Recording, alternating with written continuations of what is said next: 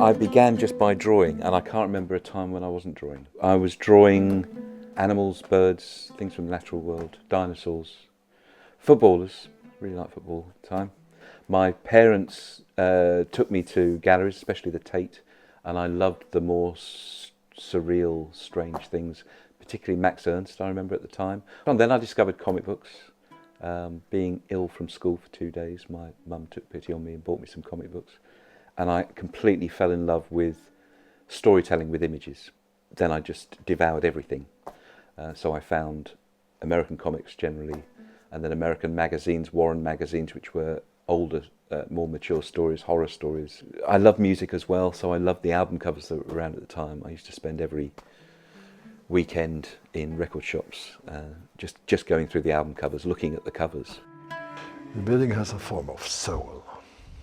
Intelligence to me is this laser line there. I prefer to say it has a soul or a heart. A soul is good because this is the big thing. Huh?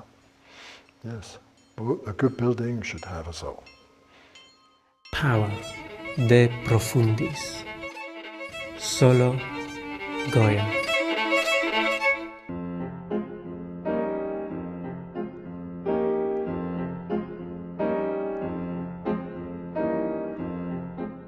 Goya was essentially a self-taught artist and rose through the ranks here at the Royal Palace in Madrid to eventually become the most famous painter in Spain, particularly for his portraits. And this exhibition is a great opportunity to reclaim him as one of the greatest portrait painters in art history.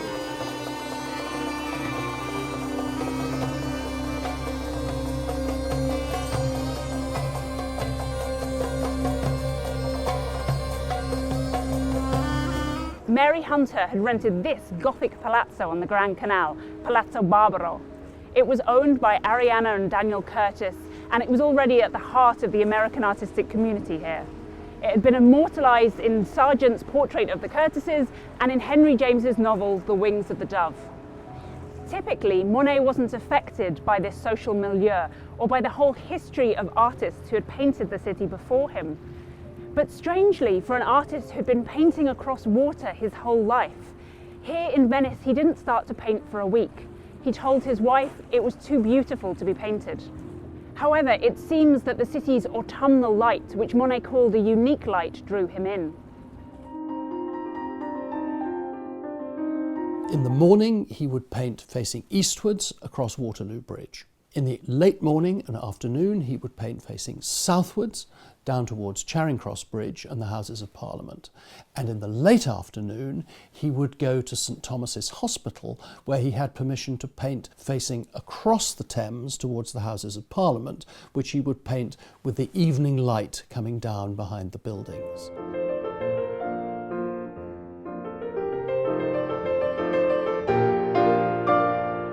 When Monet moved to the village of Véteuil in 1878, he used the countryside around the village to paint from. He painted the village, for example, from his boat on the river. He painted it from across the River Seine, from the village of Lavacourt on the other side of the river, and from other vantage points. And various different players and different models can come together as a composition. And then you can start to move the composition around, or flip it from left to right, see it in reverse, and when you're done with it, store it. In the Adoration of the Golden Calf, I can almost read it as a storyboard. It's almost giving instructions of how you would shoot it if you were to shoot it as a cinematic work. You know, from the cinematography of how you light it, it almost gives you movement of what we need the audience to see first in terms of the action, and then where we might either change frame or rack focus or have a camera movement that might kind of start in the corner towards Moses and then kind of pan out and sort of see the wider scene. The kind of films that I'm interested in making recently are quite Hollywood-like, high production value.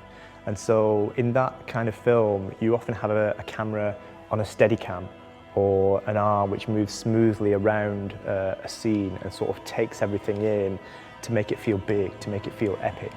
And I think, you know, for me, this is what's happening in this painting in a different way. Through the way the lighting is, through the way that the people are configured and the choreography, it feels like movement. A man in a red doublet kneels on a sheaf as he binds it. A woman bends almost double to bring another bundle together. Her forehead rests on the wheat, her arms stretched to surround it. The pinpoint sharpness of the mirror, the way it could actually capture the external world in such precision and clarity, was compared at the time to the camera and what photography could achieve in capturing reality with sharpness, focus and precision.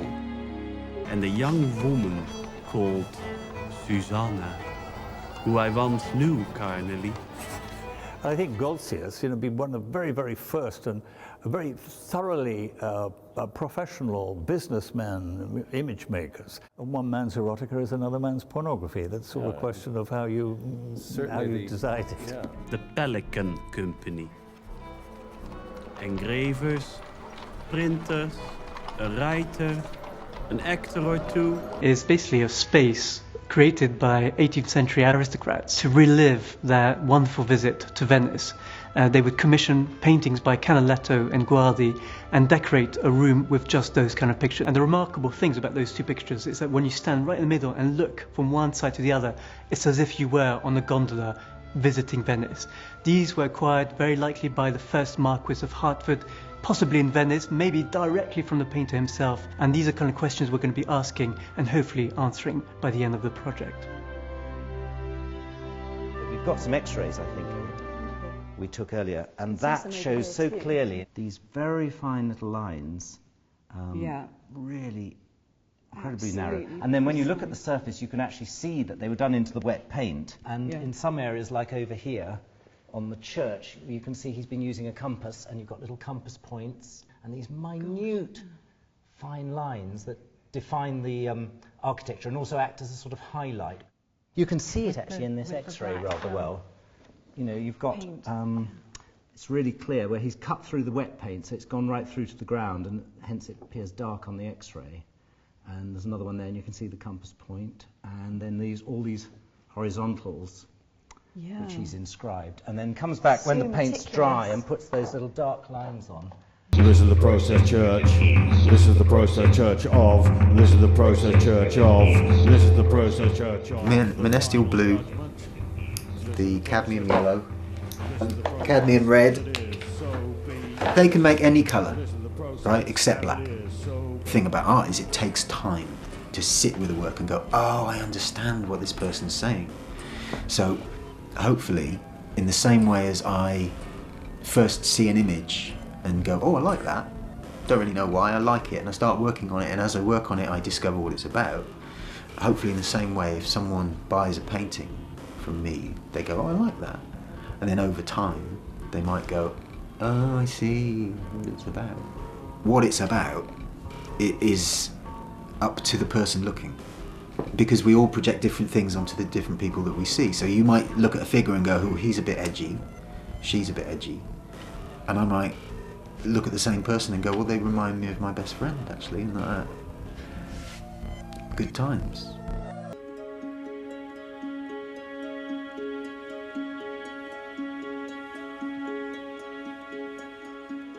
I'd come to Clark's with Lucien every morning for breakfast. Lucien lived a few doors away from here, and I would go in each morning to see Lucien, and then we'd both arrive here for breakfast, read the papers. I could take 1 or 2 phone calls, and then Lucien would go back and start painting. The Afternoon in Naples by Cézanne. Lucien first became aware of the painting in that we saw a reproduction of it in an auction house catalogue. It was being sold in New York, and he just found it fascinating, as he did in everything Cézanne did. So we just ripped it out of the catalogue and we just pinned it up on the studio wall.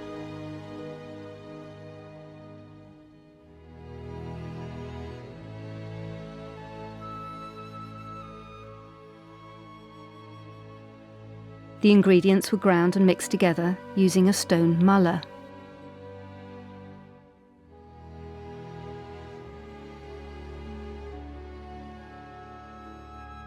Once dried, A pointed metal stylus would leave a mark when drawn across the paper. Metal point and silver point marks are quite faint. An opaque white paint, known as body colour, could add highlights.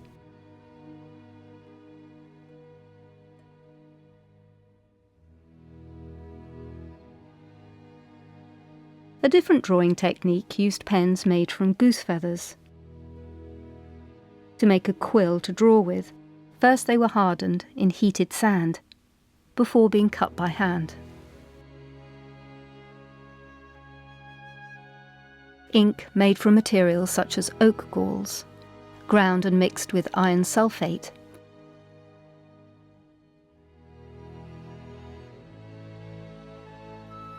produced a rich black medium that often faded to sepia brown over time. Quill pen and ink allowed artists greater freedom to make marks that could include sweeps of the pen and fine contour hatching.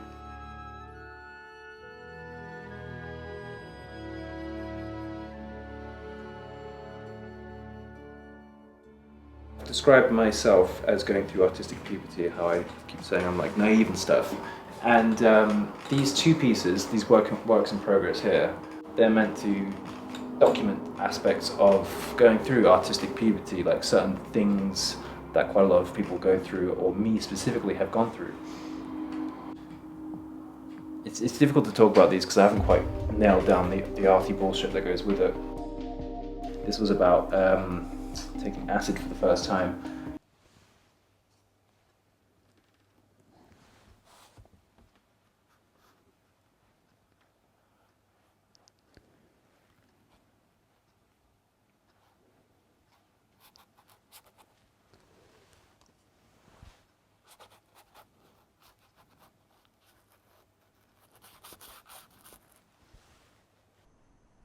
You're assuming everyone will be painting something that they would want to exist rather than something dystopian or...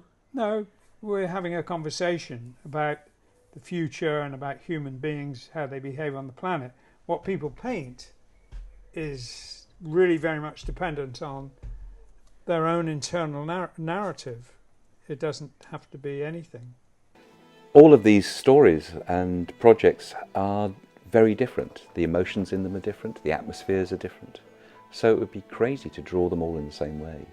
Even in one story, this is a book, my last book, Black Dog here, is a series of dreams, but each dream is very different, the atmosphere is very different. And what the dreams are trying to say, what the little pieces of narrative are trying to say are very different. And so it's really trying to find the right tone of voice, the right media, the right colours, the right marks that will express the emotions and feelings in those stories in the most effective way.